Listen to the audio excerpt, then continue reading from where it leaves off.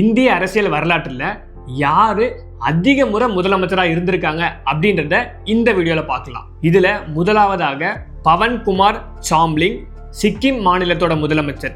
கிட்டத்தட்ட 24 வருஷம் 165 நாட்கள் முதல்வர் வேட்பாளராக இருந்திருக்காரு. இதுல ரெண்டாவதா நவீன் பட்நாயக், ஒடிசா மாநிலத்தோட முதலமைச்சர். கிட்டத்தட்ட 24 வருஷம் 99 நாட்கள் முதல்வராக இருந்திருக்காரு. மூணாவதா ஜோதி பாசு, மேற்கு வங்கத்தோட முதலமைச்சர்.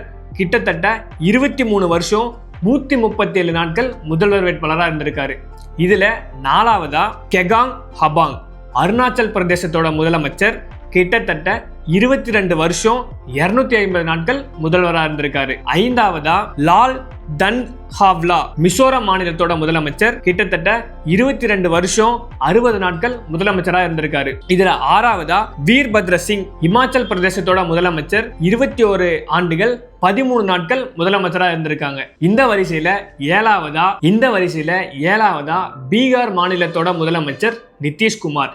2014 மட்டும்தான் அவர் முதல்வராக இல்லை, அந்த ஒரு வருடம். 2005 இருந்து இன்னைக்கு தேதி வரையும் முதல்வர் வேட்பாளராக இருந்திருக்காரு, கிட்டத்தட்ட 20 வருஷத்துக்கும் மேல. இந்த வரிசையில எட்டாவதா மாணிக் சர்க்கார், திரிபுரா மாநிலத்தோட முதலமைச்சரா 19 வருஷம் 363 நாட்கள் முதல்வர் வேட்பாளரா இருந்திருக்காங்க. இந்த வரிசையில ஒன்பதாவதா தமிழ்நாட்டின் முத்துவேல் கருணாநிதி அவர்கள் 18 ஆண்டுகள் 362 நாட்கள் தமிழ்நாட்டோட முதலமைச்சரா இருந்திருக்காரு. இந்த வரிசையில கடைசியாக பிரகாஷ் சிங் பாதல், பஞ்சாப் மாநிலத்தோட முதல்வரா 18 வருஷம் 350 நாட்கள் முதலமைச்சரா பதவி வகித்திருக்காரு. இந்த வரிசையில ஒன்பதாவதா சொன்ன முத்துவேல் கருணாநிதி அவர்களின் 18 வருடம் 362 நாட்களுடைய சாதனைகள் என்னென்ன அப்படின்றத நீங்க கமெண்ட்ல சொல்லுங்க.